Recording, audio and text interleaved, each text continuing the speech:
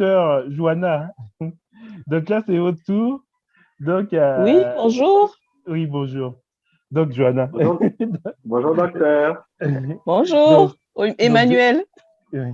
Donc, Johanna est pédiatre, elle est au Gabon. Donc, D'accord. le truc, c'est tu as 30 minutes pour toi et tu as 15 minutes où tu décris ton parcours scolaire, universitaire et professionnel. Et après ces 15 minutes, moi, je reviens pour te poser des questions à ce moment-là. OK. Donc, voilà, je suis médecin pédiatre. Je suis gabonaise et j'exerce à Libreville en médecine de ville.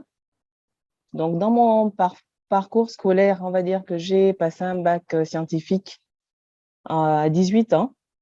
Et puis, naturellement, je me suis dirigée vers la fac de médecine puisque j'ai toujours voulu faire ce métier-là.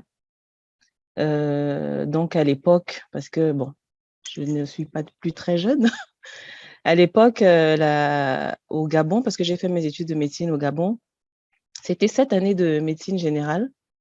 Et au bout de ces 7 années, on sortait donc avec un doctorat en médecine. C'est ce qui s'est passé pour moi. Mes études se sont passées assez facilement puisque j'étais médecin à 25 ans. Après mon doctorat en médecine, j'ai travaillé en province, à l'intérieur du pays. C'était une obligation, on va dire, étatique. Il fallait faire ses armes en province.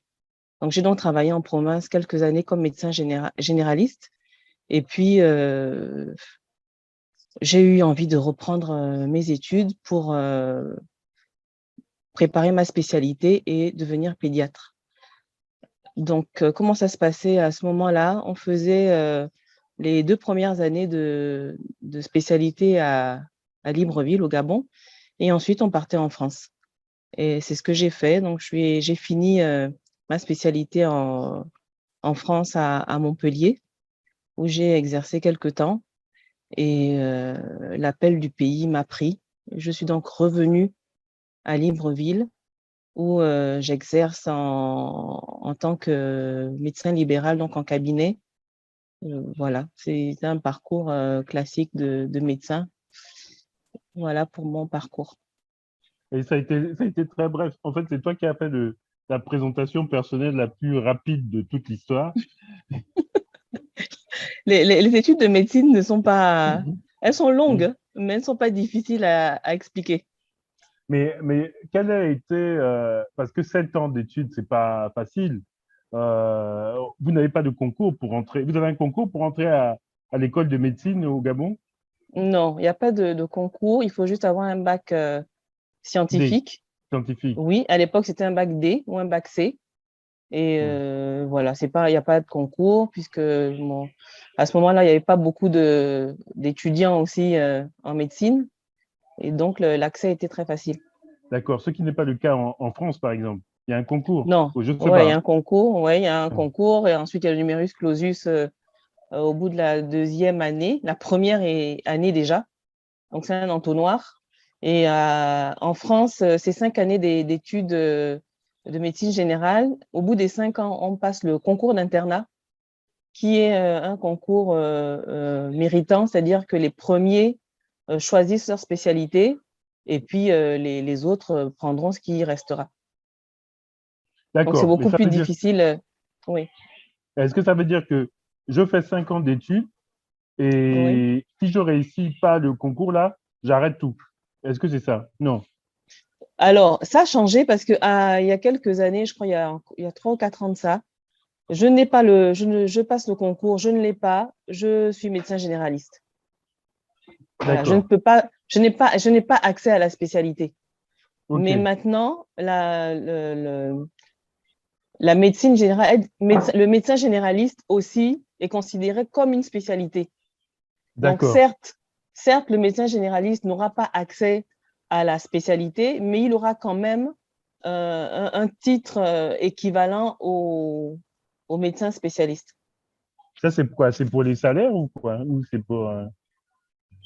Bon, c'est vrai qu'être spécialiste, c'est mieux payé. Mhm. Et puis, c'est plus pointu. Le médecin généraliste, il va traiter toutes les tranches d'âge. Alors que le spécialiste, moi, par exemple, en tant que pédiatre, je ne ferai que de la pédiatrie. C'est D'accord. mieux payé, c'est plus pointu. C'est ça Mais la différence. il y a moins de clients. Il y a moins de patients. Non, pas forcément, parce qu'en pédiatrie, il y a du boulot. Hein. Il y a vraiment du D'accord. boulot. Ok. Tu as fait tes études de médecine généraliste au Gabon. Et Oui. quelles sont les difficultés que tu as eu à affronter pendant ces années de médecine au Gabon, de cours universitaires? Je vais peut-être surprendre, mais je n'ai pas eu de difficultés. Je n'ai pas eu de difficultés sur sur le plan financier, je n'en ai pas eu parce que j'étais boursière. J'étais D'accord. boursière avec une famille qui me soutenait suffisamment. Et sur le plan de la difficulté des études, je n'en ai pas eu non plus parce que pour faire des études de médecine, il faut d'abord aimer les études de médecine, vouloir. Pour moi, c'est presque un sacerdoce de rentrer en médecine. Il faut être discipliné, sérieux, et ce sont des qualités que j'avais. J'étais quelqu'un de discipliné, de bûcheur, et donc, vu que j'avais pas de problème financier et que j'avais ces facilités-là pour les études, je n'ai pas trouvé les études de médecine difficiles. Ça ça s'est fait facilement, naturellement, comme si on allait au lycée et que, bon, au bout de l'année, il faut valider une année. C'était, c'était un automatisme. D'accord. Donc, tu fais ces années pour être médecin généraliste. Après, tu vas quasiment en stage à l'intérieur du pays pendant quelques années. Et puis après, tu te dis, tu te relances dans faire une spécialité. Pourquoi tu as choisi la pédiatrie? C'est une histoire particulière. Au début, je voulais être chirurgien cardiaque. Et au cours de mes stages en médecine, j'ai eu une histoire particulière avec un enfant qui avait un cancer et qui est décédé de ce cancer-là. Et c'est ce qui a fait que j'ai eu envie de faire de la pédiatrie. C'est ça. C'est cette histoire-là qui m'a menée vers la pédiatrie. Mais est-ce que le cancer, c'est traité par des pédiatres ou bien par des spécialistes du cancer? Les deux, parce que Mm. le diagnostic va être posé par le pédiatre et ensuite la prise en charge du cancer lui-même va être fait par des oncologues et puis d'autres spécialités. Mais le diagnostic est posé d'abord par le pédiatre. D'accord. Donc, tu vas faire combien? 2 ans, 2 années de spécialité en pédiatrie en Non, c'est France? 5 ans. C'est Cinq 5 ans, ans. oui. Donc, il y a les 7 années de médecine générale. Ensuite, il y a les 5 années de spécialité. Donc, ça fait 12 ans d'études. Mais tu étais déjà marié? Et oui, j'étais déjà mariée. J'étais déjà mère de trois garçons. Euh, et c'est ça la force des femmes médecins. Parce qu'une femme médecin ne peut pas mettre entre parenthèses sa vie sociale, sa vie de femme. Il faut avancer avec toutes ces composantes-là. C'est pas facile, mais il y a tellement de femmes médecins qui y arrivent, donc c'est quelque chose de possible. Mais comment tu es allé avec tous tes enfants et ton mari à Montpellier? Non, mon mari est resté à Libreville travailler parce qu'il fallait qu'il nous nourrisse. Je suis donc allée à Montpellier avec mes 3 enfants, mes 3 garçons. Et tu avais une bourse ou bien tu étais payé en tant que spécialiste là-bas? J'étais Comment? payée. Alors, j'étais D'accord. payée d'abord par l'État gabonais, puisque je pars en tant que fonctionnaire, parce que j'étais déjà fonctionnaire quand je pars, et à l'hôpital. Ensuite, j'ai été payée aussi à l'hôpital. D'accord. Mais donc, tu avais deux revenus. Tu avais ton Oui, salaire du Gabon et ton oui, salaire de France. oui, j'avais 2 revenus, mais la vie de France coûte cher avec trois Oui, enfants. oui, oui. Oui, d'accord. OK. Ben, et quelles ont été tes difficultés pour la partie spécialisation? Parce que tu venais d'Afrique. Donc, Oui, si tu oui, c'est viens ça. en France, il y a des difficultés. C'est pas ton environnement. Et puis, il y a Oui, aussi les opinions des gens quand ils nous voient oui, venir travailler. Quelles ont oui. été tes difficultés? La difficulté dans un hôpital en France, il a elle a deux volets.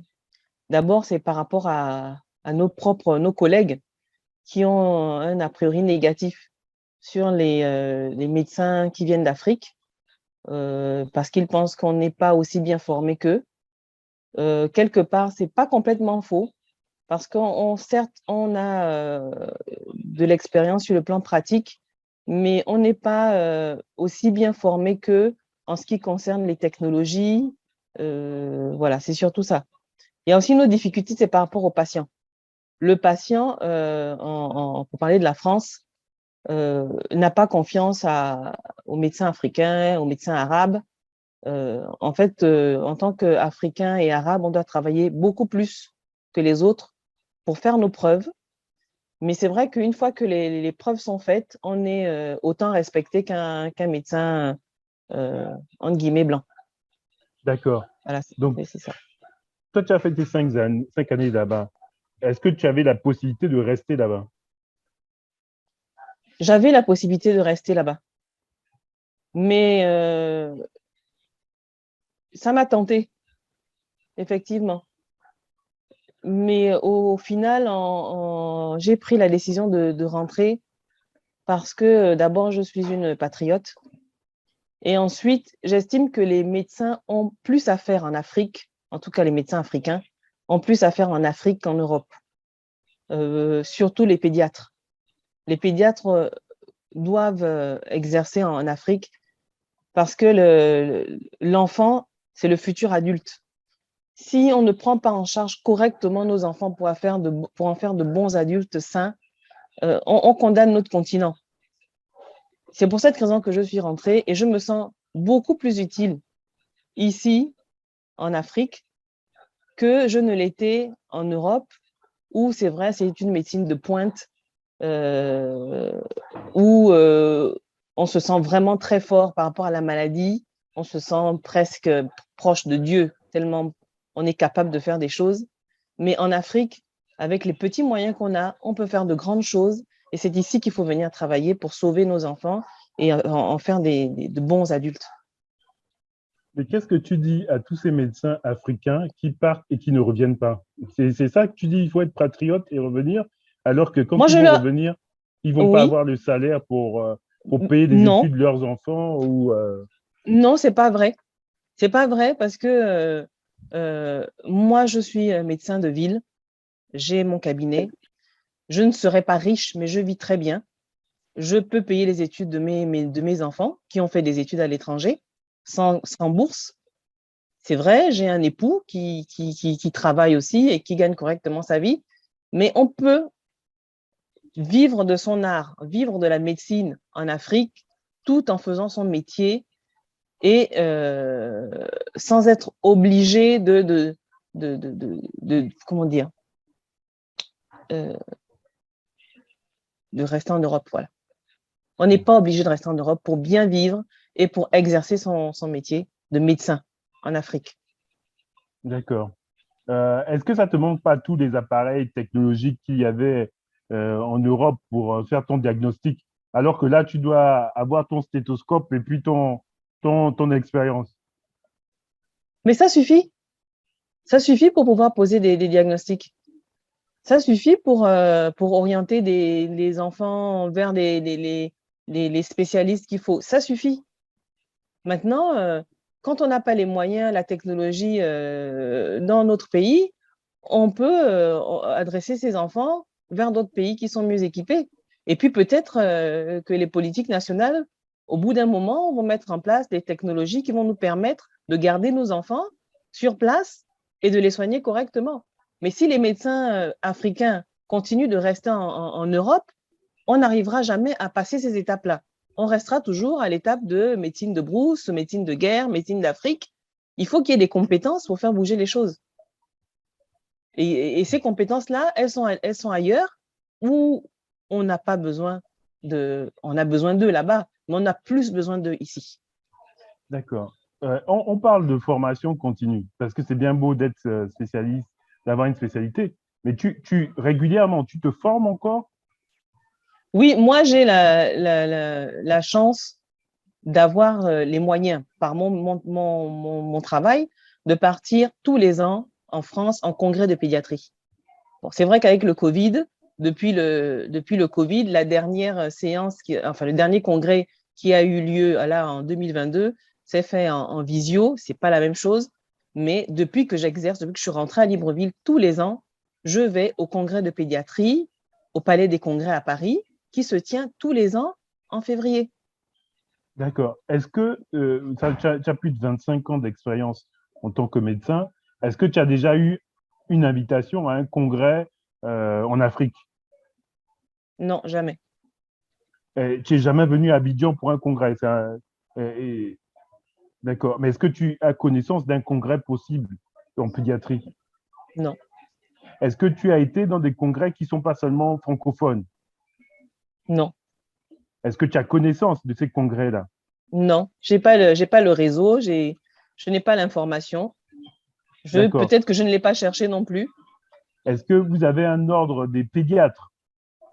On a un ordre des médecins et on a une Eh, société gabonaise de pédiatrie. d'accord. Est-ce qu'elle fait des échanges dans la sous-région? Est-ce que tu travailles des fois avec des échanges avec des Camerounais, des Congolais ou des Ivoiriens? Ou est-ce que tu es Non, déjà... non. Est-ce qu'il y a des La, possibilités soci- pour venir? Hmm. la société gabonaise de pédiatrie le fait certainement, mais je ne pourrais pas répondre clairement à cette question-là. D'accord. Et c'est un cabinet que tu as de pédiatrie. Oui, Tu es la seule pédiatre ou bien tu as d'autres pédiatres avec toi? non, je suis la seule pédiatre. Il y a aussi une ORL, il y a une orthophoniste. Voilà, on est trois. Et il y a Et une vous avez, psychomotricienne aussi. d'accord. Vous avez des stages, des stagiaires qui viennent aussi dans ces différents domaines ou pas? En fait, c'est difficile de recevoir un stagiaire en cabinet. En médecine, les stages se font en milieu hospitalier parce que c'est D'accord. encadré. Voilà, c'est Hmm. encadré. Il y a en cabinet, on va avoir un remplaçant, on peut avoir un binôme, mais on va pas avoir de stagiaire. Les D'accord. stages de médecine se font en milieu hospitalier. D'accord. OK. Donc, tu as combien? Tu as trois garçons. Oui, j'ai trois garçons. Détends-toi. Mais ces trois garçons-là, qui fait médecine? Aucun. Mais pourquoi pas de médecin? Parce que il faudrait leur poser la question. Mais je crois qu'ils se tournent plutôt vers le métier de leur père qui est dans le milieu des affaires. Et voilà, je pense qu'ils s'identifient plus à leur père qu'à leur mère. D'accord. Si tu avais 17 ans aujourd'hui, tu te retrouves en première dans ton lycée, qu'est-ce que tu ferais aujourd'hui? Quelle orientation tu ferais? Je referais de la médecine. Je referais de la médecine parce qu'il y aura toujours du travail pour les médecins. Toujours. Et le médecin ne mourra jamais de faim. Parce qu'ici, faut parler argent. Le médecin ne mourra jamais de faim. C'est une profession libérale. Quand on ne s'épanouit pas dans le public, on s'installe, on travaille et on gagne sa vie tout en soignant des gens. Je pense que c'est quelque chose de très noble de soigner des gens et en plus de vivre de son métier. Et je dirais surtout faites de la médecine, allez apprendre de la médecine de pointe, mais revenez en Afrique. Qu'est-ce que tu entends par médecine de pointe? La médecine de pointe, c'est une médecine qui est pratiquée dans des hôpitaux équipés, qui permet de traiter les patients sur place sans avoir à les évacuer, parce que c'est ce qu'on fait encore ici. On évacue les patients compliqués vers d'autres pays mieux équipés. Mais pour moi, faire de la médecine de pointe, c'est prendre en charge complètement son patient sur place sans avoir à le transférer parce qu'on n'a pas les moyens techniques de le faire. Est-ce que vous travaillez en réseau? Est-ce que, par exemple, il y a quelque chose que tu ne trouves pas? Est-ce que tu demandes à des collègues, est-ce qu'ils ont vu ce cas-là Ah et oui, bien qu'est-ce qu'ils en sûr. pensent? Oui, Mais oui, ça, bien sûr. c'est entre Gabonais ou bien entre Africains ou bien entre francophones. Des gens de Gabonais, ça se fait. Ensuite, pour ceux qui ont fait des études à l'étranger avec des collègues étrangers, c'est plutôt c'est pas des réseaux en tant que tel, c'est plutôt des connaissances. Voilà, entre collègues, entre amis, on échange. Ok. Est-ce que qu'est-ce que tu voudrais dire aujourd'hui à des gens de première et de terminale euh, pour les inciter et leur donner des trucs qui vont faire en sorte qu'ils vont y arriver par rapport à des études de médecine. Euh, je sais pas moi, quelles sont les Oui, recommandations? je vais leur dire qu'il ne faut pas avoir peur des études de médecine. Cette année de médecine, c'est 7 années de vie. De toute façon, ces 7 années de vie, il va falloir les passer. Autant les passer à faire des études, euh, de médecine, puisque de toute façon, la vie ne s'arrête pas au bout de 5 ans, de 6 ans. La vie, elle est longue. Quand on a 17 ans, on a toute la vie devant soi. Donc, mettez à profit ces années-là, ces 7 années de vie-là, pour devenir médecin. C'est le même travail fourni que vous fassiez devenir ingénieur ou architecte. J'estime que c'est la même charge de travail, la même volonté, le même état d'esprit, c'est l'envie de réussir son année, simplement de réussir son année. Et puis, ça va être une année de réussite, une deuxième, une troisième, et on est arrivé à la fin de ses études. Donc, n'ayez pas peur de la longueur des études de médecine. C'est simplement la vie qui s'écoule en faisant des études. Voilà, c'est ce que je leur dirais. Et dis-moi, toi, tu étais à l'université dans les années 90 et C'est finalement, gentil. si, ouais, bon, et si tu étais, tu passais ton bac encore, est-ce que tu ferais médecine au Gabon aujourd'hui? Non, non, non, non. Malheureusement, non. En Mais ce moment, pourquoi? les conditions d'études au Gabon se sont beaucoup dégradées. Les étudiants fourniront la même charge de travail, mais n'auront peut-être pas le même niveau de formation. Donc, s'il faut travailler, autant travailler pour acquérir les bonnes connaissances. Et je pense que actuellement au Gabon, c'est pas le cas. C'est pas le cas. Ça, c'est des théories. Oui, beaucoup. Ok. Est-ce que tu as des échanges avec d'autres pédiatres quand tu vas au congrès en France, tu rencontres des pédiatres africains? Ah oui, oui, beaucoup d'Ivoiriens surtout, hein. Des Ivoiriens, des Marocains, des Tunisiens, des Sénégalais. Voilà. D'accord. Et tu as des contacts, tu te rappelles d'un pédiatre ivoirien peut-être? Oui, ça. On discute. Mais vous gardez pas les WhatsApp? Non, bon, c'est vrai que non. On échange pendant le congrès et puis voilà. D'accord. Ok. Bah, écoute, merci beaucoup pour tous ces échanges. Ah, peut-être une dernière question. Les matières que tu as eu plein de matières au lycée, en première, en terminale. Et quelle est celle qui t'a le plus aidé ou celle que tu te dis j'aurais dû plus travailler dessus? Bon, moi, je vais dire déjà que moi, j'aimais les maths. Il n'y avait pas de maths à la fac. En fait, les premières années, c'est les matières, c'est les sciences fondamentales. Donc, il y a de la chimie, la biochimie, de l'anatomie, de la physiologie. Pas forcément des choses qu'on voit au lycée. Donc, peut-être ce qu'on appelle maintenant les SVT, qui va aider un peu parce que ça permet de poser des bases. Mais après, c'est vraiment de nouvelles matières. La chimie aide beaucoup, la physique aussi. Mais ça ne va pas aider dans la médecine en tant que telle, mais ça va permettre de passer les 2 premières années qui sont quand même assez lourdes parce que ce sont des sciences fondamentales et on n'a pas l'impression de faire de la médecine. On ne sait pas trop ce qu'on fait là.